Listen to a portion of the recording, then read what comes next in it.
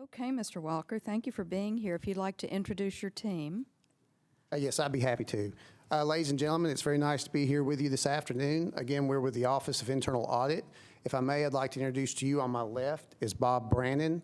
Mr. Brandon serves as our Audit Committee Chairperson. To my right is Chen Yan. My name is Bill Walker.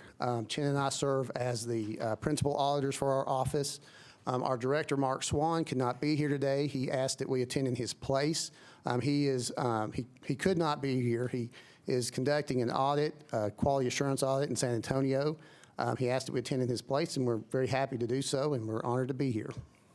Thank you. I do have one question. As stewards of taxpayer dollars, members of council have been charged with ensuring public funds are used in an effective and efficient manner, delivering maximum service to the citizens of Nashville. If the budget includes an increase, could you please present to council how your additional funds would improve the services? And if no additional increase in funding, how will your department sustain the level of services you're providing? Yes, ma'am. The Office of Internal Audit, very simply stated, we serve as the independent audit function for the metropolitan government of Nashville and Davidson County. We have served in this role since 2007 after the citizens voted to amend the Metropolitan Charter to create our office. We're very proud to serve in that role.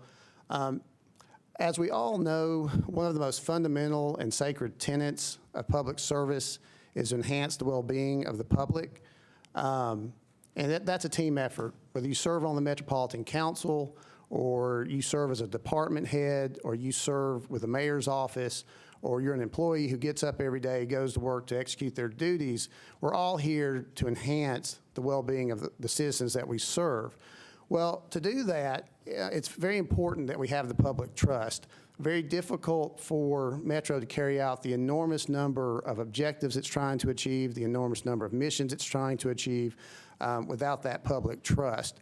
Our office strives to enhance transparency, accountability, equality. We go into this just enormous audit universe. One of the most challenging things for our office is, what should we audit? There are so many different things to audit. Where can we apply audit effort that would add the greatest value? Where can we get the most bang for our buck? Well, we go into this just plethora of business and governmental activities that Metro engages in on a day-to-day basis, and we're assessing the internal control environment. We're trying to identify risk, what is working, what is not working. We try to benchmark against other jurisdictions or applicable entities when that's applicable.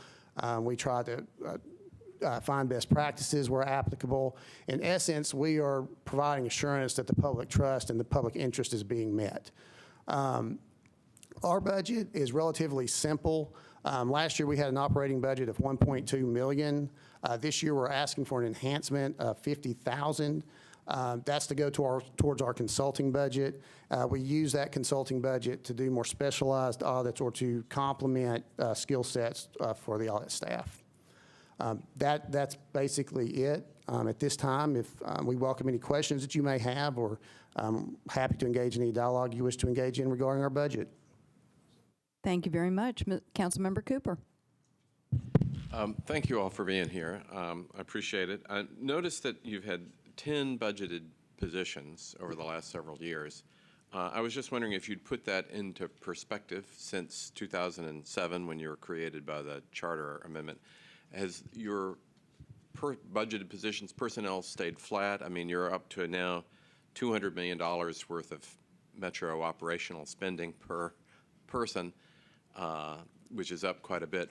How many people have you had from the beginning? Is there institutional memory? Well, a couple of points. One thing that's a challenge for our office is making sure that we can retain and attract qualified staff. Audit shops in general, there's a lot of turnover, and the Nashville market in particular is very hot. You have a lot of really big audit shops that you're competing against. Historically, we're very lucky to have Mark Swan as a director. He's had a great vision. He's very dedicated to making Metro better, having a professional staff and whatnot. But those things don't happen overnight. So when he inherited the office, going back to the history of the office, we had one auditor when he first came on board, and I think that was designed so that he could pick his staff and whatnot. Historically, we have had about 8 to 10 auditors. In terms of experience and skill sets, it takes time to train auditors and whatnot. So in terms of collectively, the mix, that's varied over time. But yeah, we basically kept between 8 and 10 auditors on staff. Thank you, council members. Seeing no one else in the queue, we are finished with internal audit. We thank you for appearing before us. Do you have anything else you want to add? No, ma'am. Thank you very much. Thank you. At this time, I'd like to call up Mr. Cooper and Metro Legal.